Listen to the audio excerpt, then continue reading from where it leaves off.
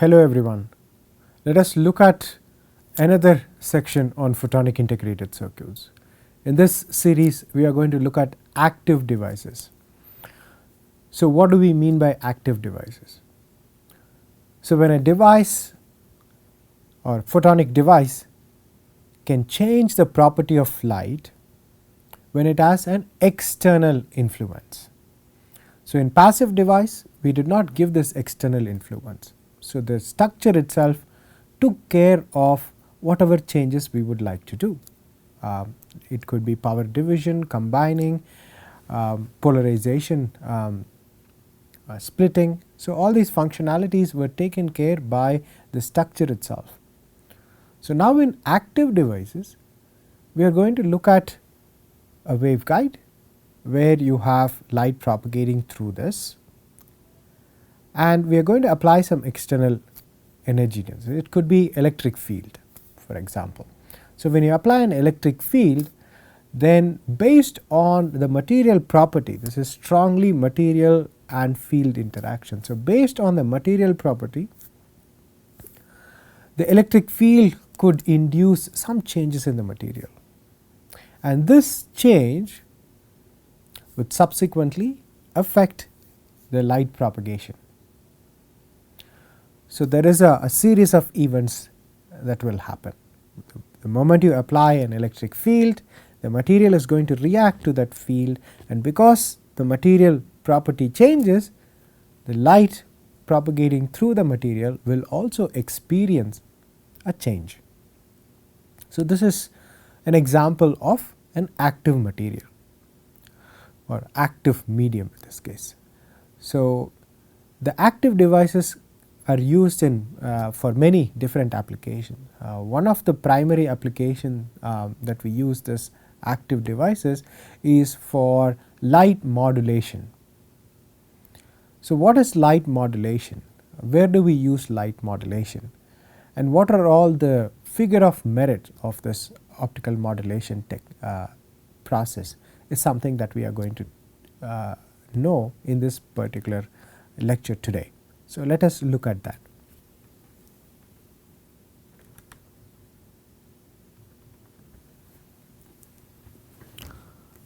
So the active process that we are going to look at is modulation, right? It is called light modulation.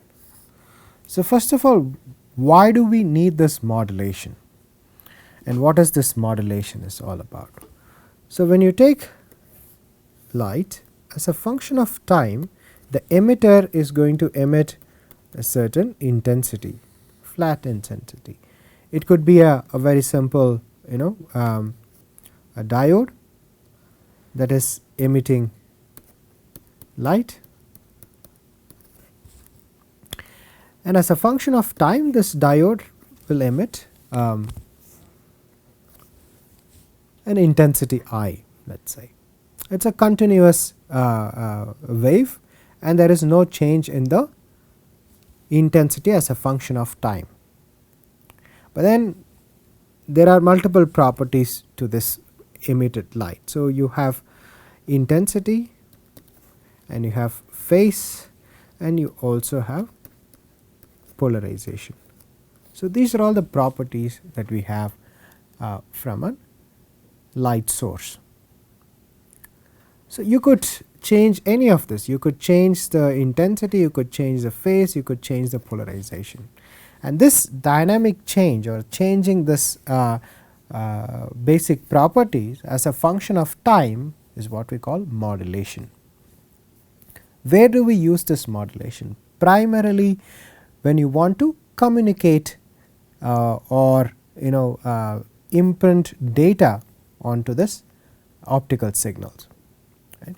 So a simple way to look at this is by taking a simple architecture where we have a light source.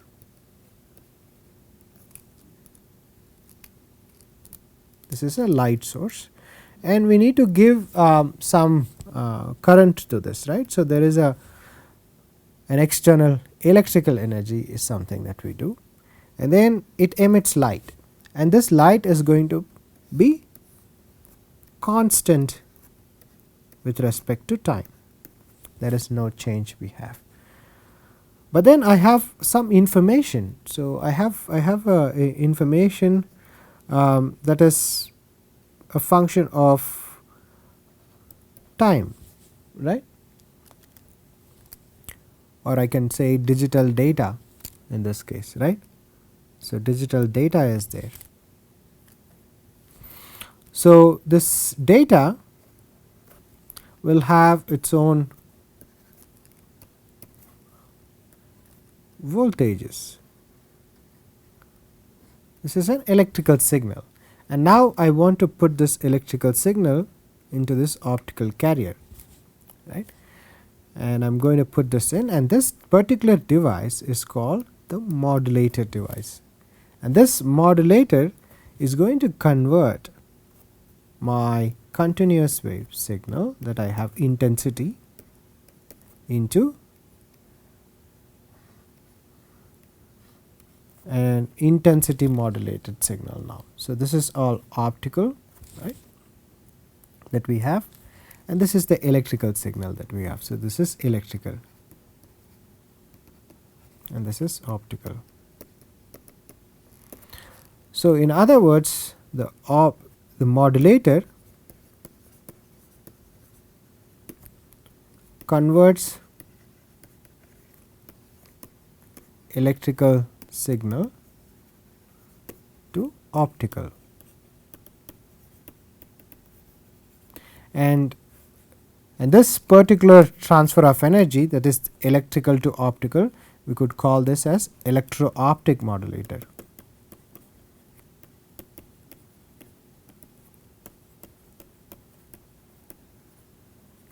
So now the signal is modulated now. So I can send this signal through fiber here, or any medium for that matter, and then at the output I can put it through a photodiode.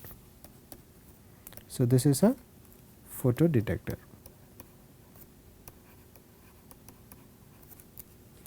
And this photodetector will again convert my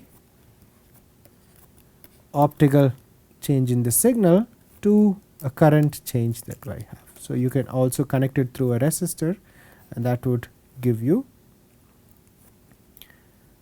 a voltage change.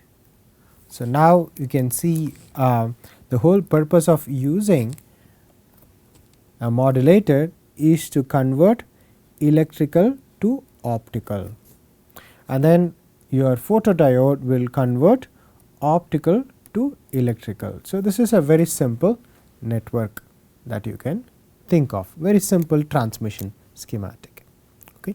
So now the question to ask here is, why do we need a modulator that is sitting outside? Why can't we directly change the current source to your light source here? So one can also do that. It is not forbidden to change the current that is flowing through. So that is called direct modulation.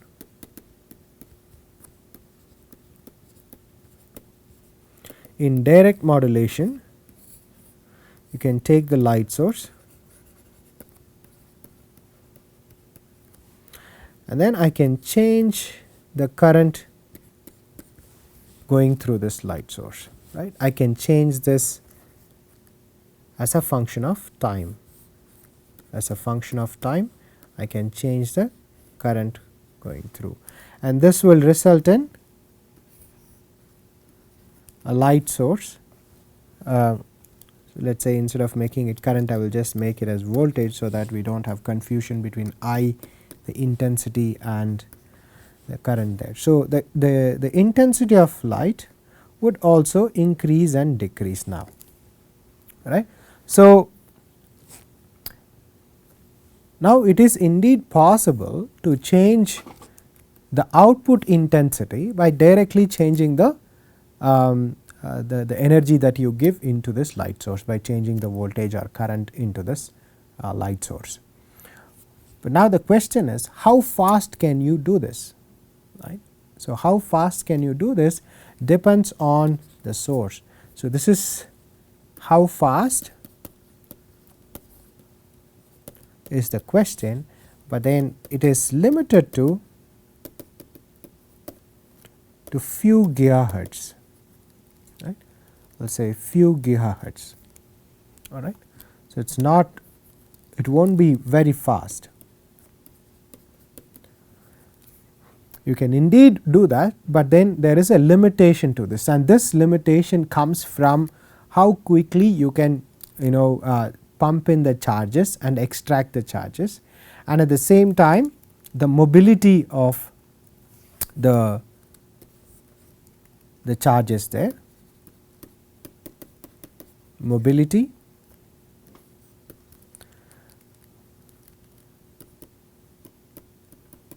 capacitance that you have in the circuit, right, will dictate how quickly you can change this current going into the circuit. So, this is all possible, but there is a limitation, and this is the reason why it is preferred to put the modulation outside, which is called external modulator, right. So, external light modulator. So,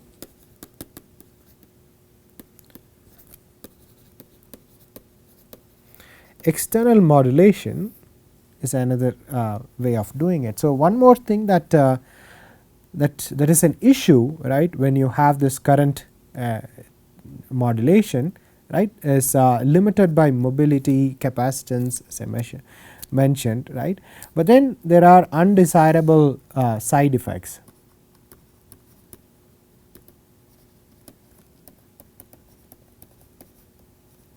Undesirable side effects of doing so. So, what is that? You will not have single mode, right.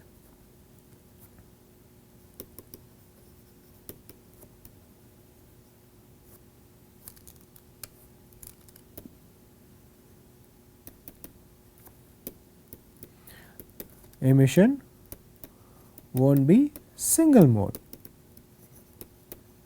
So, what do we mean by this? So, the spectrum will start changing. You ideally want a laser source like this, let us say, but then it starts to create side bands and it will start moving left and right as well. So, there will be a hopping that happens, and this is one of the undesirable characteristics when you do a direct modulation, right. So, the other thing is there is nothing that you can do about the threshold current that you have, because it will always have a threshold current, right, and because you are going to swing this one, there is also going to be a thermal effect, and this thermal effect will also start to drift the performance of this light source that we have. Okay. So, again it will start making the peak here drift from the desired wavelength lambda. Okay. So, directly changing the light source or directly modulating the light source is not desired for these reasons. One is the limitation, the other one is the inherent inability to maintain the quality of output that you have, and that is the reason we go for external modulation. The external modulation, the configuration is rather straightforward. So, you have light source,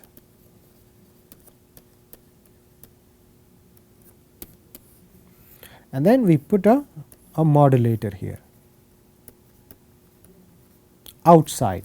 So, now all the data that we are going to feed is to this particular modulator, and light source remains just same.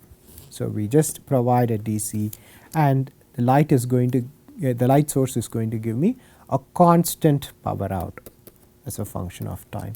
And now the light source is very stable. So, we are not going to change any any of the properties of this light source. So, it remains identical, same throughout the usage period. But now the modulator is now dynamic.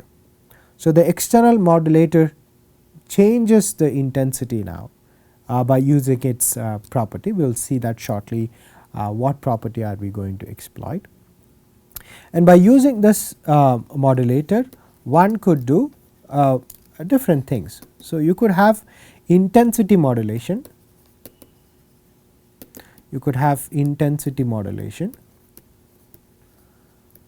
or you could have pure phase modulation.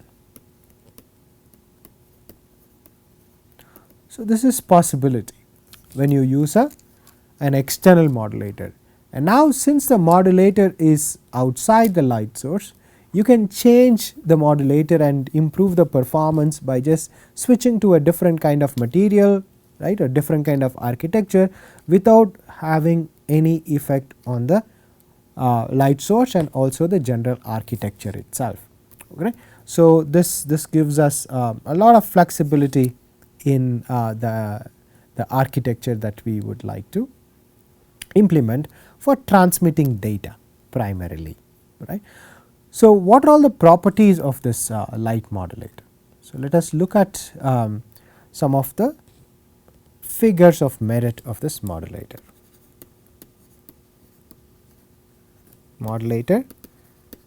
Figures of merit.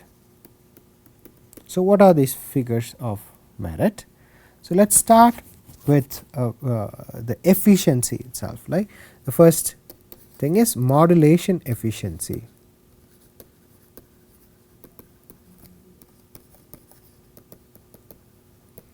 So, let us say this is for the intensity modulator.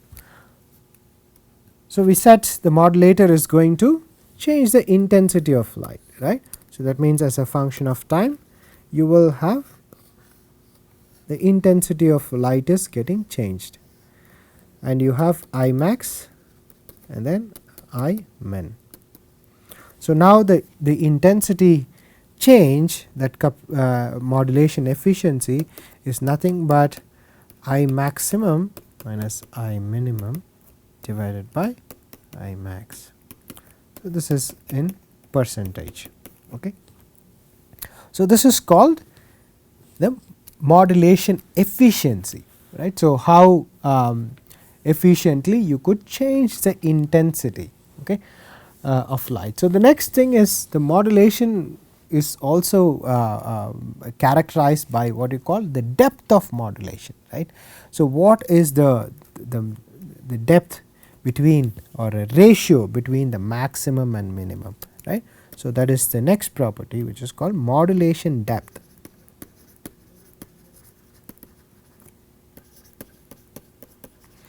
And this is usually represented in dBs, right. So, normally we represent this in dBs, and that is nothing but the contrast ratio,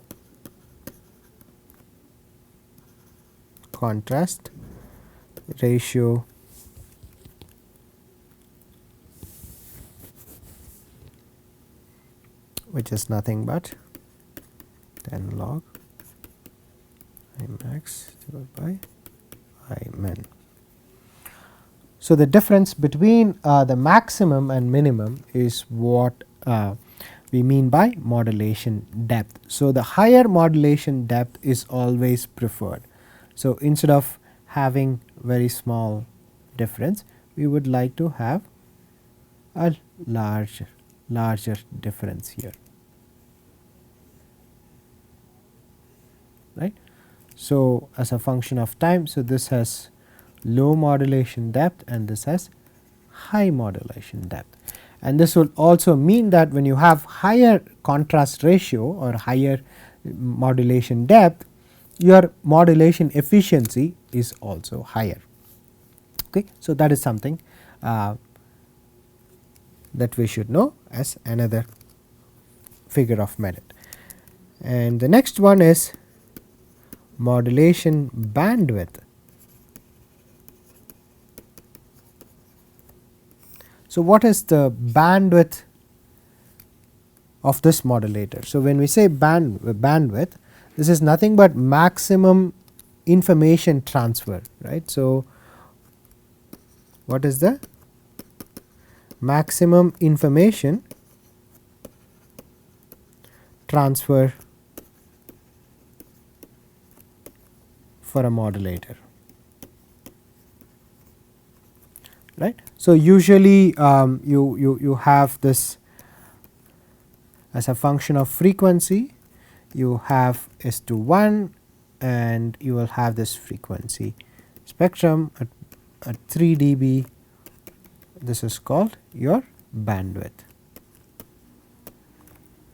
right. So, this is the modulation bandwidth. It is nothing but 3 dB of your frequency response. The other way to look at the modulation bandwidth is by looking at the time response, all right. So, you have a signal, let us say this is my electrical, that is in red here,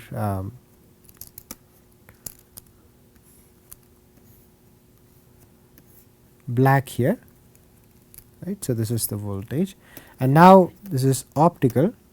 So, how the optical signal is going to follow. So, the optical signal will have its own time constant, right. So, when it is coming down, so it might have its own time constant like this, and then when it goes up it is going to have something like this, right.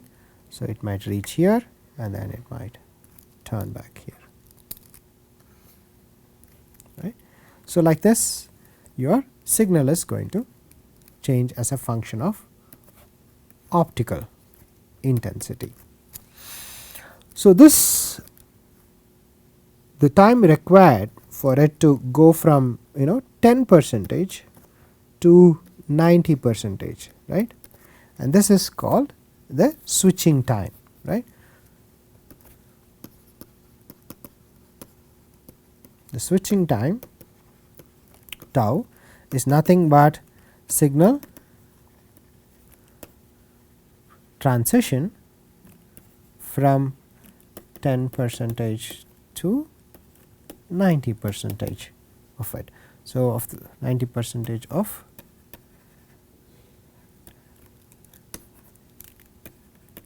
rise time. So, that is called tau here. So, now we can measure this, right. There is a transient response here, and based on that we could say our bandwidth here, the equivalent bandwidth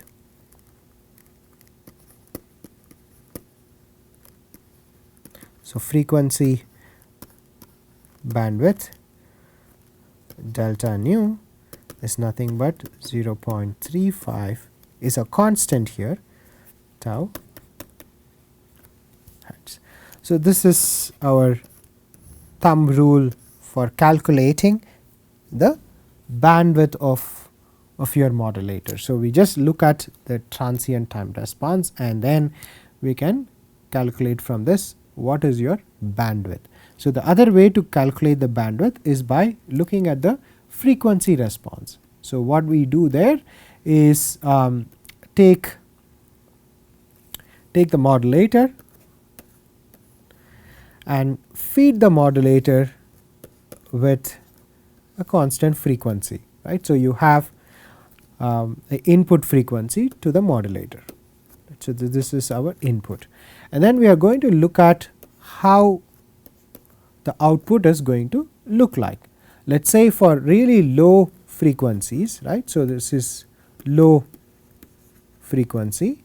So, that means your signals are sparsely spaced, right. So, there is the time period is very long, and then when we look at the optical out, right. So, low frequency and this is your optical out. So, the optical out would also follow the signal. So, that means there is a complete reproduction of whatever we have given as input, all right. So, now let us say this is our intensity. This is a certain voltage that you have. So, now when I am going to change high frequency, right. So, or I say higher frequency. So, now the signal is not anymore really relaxed. So, what you could see here is the signal starts to show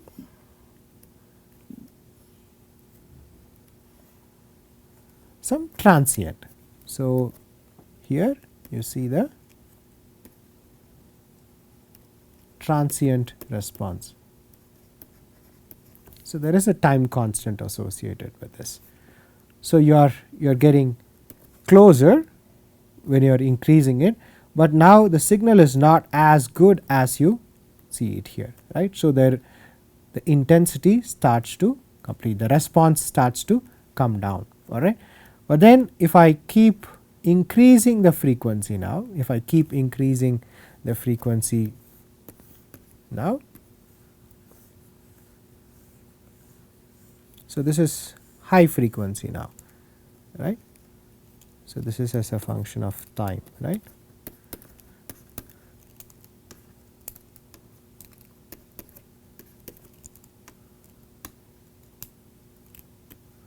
Right. So, now I have high frequency, and now the signal cannot respond to this. So, you are going to go down, but then it cannot raise up. So, now all you see is very small signal here that is not able to respond to the signal that you have, all right. So, because of this, right, so your tau is pretty large, right. So, you will not be able to respond to the signal at all. So, because of this limitation, right, your output in response is going to go down. So, you take each and every frequency here and then measure the quality of your output, and by looking at the 3 dB level, you know what is your bandwidth here. So, this is your frequency 3 dB. So, this is what you are looking at. Okay. So, this is how you could do a simple frequency sweep and then check the bandwidth here. Okay. So, this is how you measure the bandwidth. The next parameter that we could measure is the insertion loss. So, the parameter that we talk about, the figure of merit, fourth parameter is insertion loss. So, this is something we have seen earlier, right, which is nothing but the power loss that we have when the modulator is placed. So, you have a modulator and then you come in and then you go out, right. So, what is the total loss, right. So, what is the total loss from this particular modulator? So, there could be an input coupling loss. So, let me write it down here so that you can keep it in mind. So, input coupling loss, in and out coupling loss, and we could have absorption loss in the modulator, you could have reflection loss in the modulator. So, all these things contribute to the insertion loss. So, that loss is given by 10 log power out divided by power in. Okay. So, P out is power output and P in is power input. This is all optical. Okay. So, this is optical loss. So, this is how one could characterize the insertion loss. All right. So, this should not be confused with the contrast that we have, right. So, here the intensity is high, right. So, you have high intensity right. This is max and this is min, right.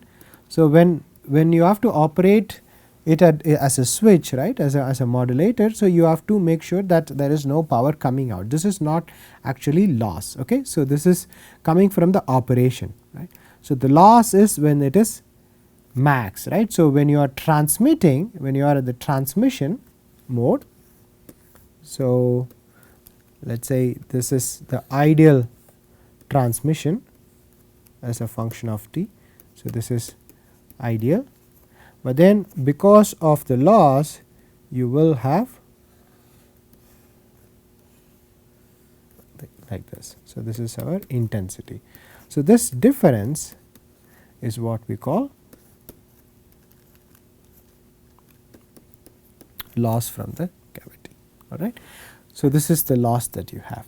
But then how do we characterize this between you do not have ideal, right, but you only have something that is lossy. The way to do that is by measuring the transmission, right, without any without the modulator, right. So, without the modulator, so you have input and then you have output, right. So, there is no change at all. So, there is the intensity as a function of, right.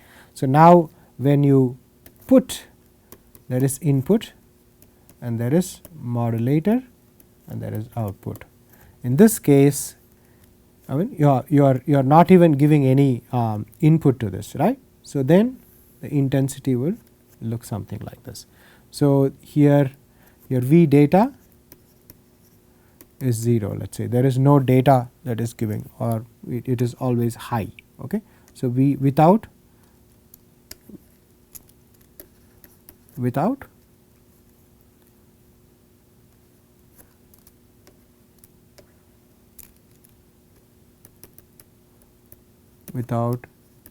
electrical input. Okay. So, this difference is what we call the loss. So, whatever you do, right, the modulation, it is going to be within this range only. But then in the absence of the modulator, so this is the absence of the modulator, you will have higher power going through, and this is what we call insertion loss. All right. Good. So, the next parameter, right, is power consumption.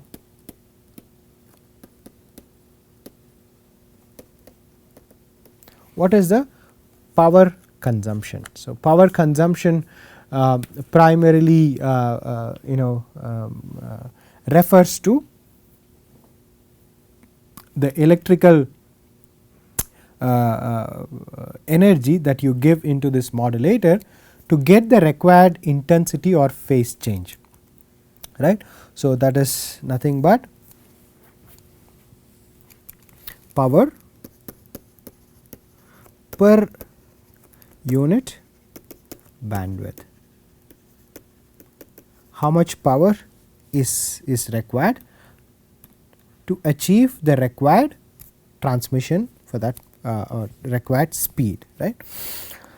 So, this is the power required either for intensity change, or it could be phase change, it could be any, all right.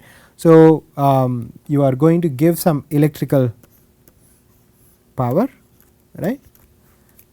So, we data to this modulator, and what is this power required in order to get the intensity swing that you are looking for, right. So, when V data is very low, right.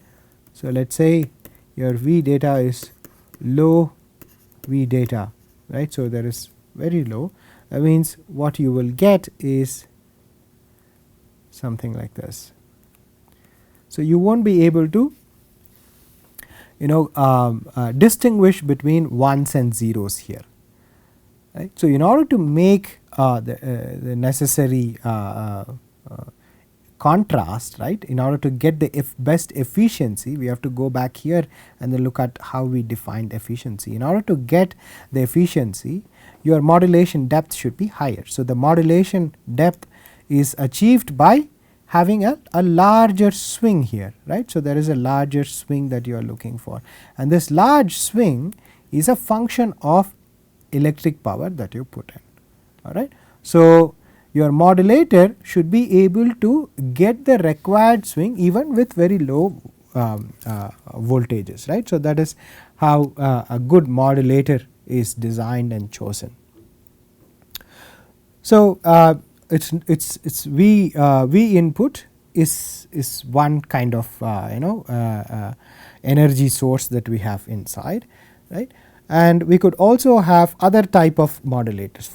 For example, you could have acousto-optic modulator. So, in that case again the voltage that you give and the power you dissipate in the device, right. And this particular power consumption also depends on the number of modulators you have on a single chip, let us say, right. So, you could have one single chip with n number of modulators, right. So, you could have an array of modulators on a single IC.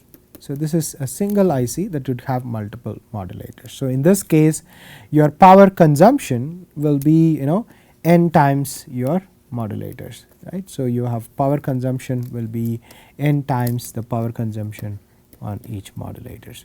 So, it scales up, right. So, the power consumption is a function of the number of devices that you have in this, right.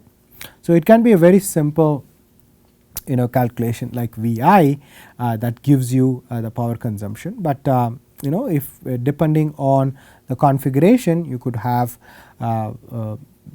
slightly complex power calculation here, but nonetheless power consumption is an important metric that we should keep in mind. So far we have looked at 5 metrics here which are important metrics when it comes to light modulation characteristics, right, starting from modulation efficiency, modulation depth, modulation bandwidth, followed by insertion loss, and finally power consumption.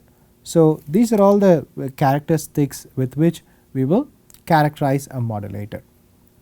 So, with that we have a brief understanding now of the requirement. So, when I want to change the intensity of light or phase of light, for example, I need to make sure that these parameters are taken care, right, the efficiency, the contrast ratio, right, and the power consumption, and how fast I can make this work, right. So, that is again very important when you talk about data communication. So, based on these parameters one should design their device to meet the required specification. So, how do we design it? So, what property are we going to exploit to realize this? So, that is what we are going to look in the next lecture. Thank you very much for listening.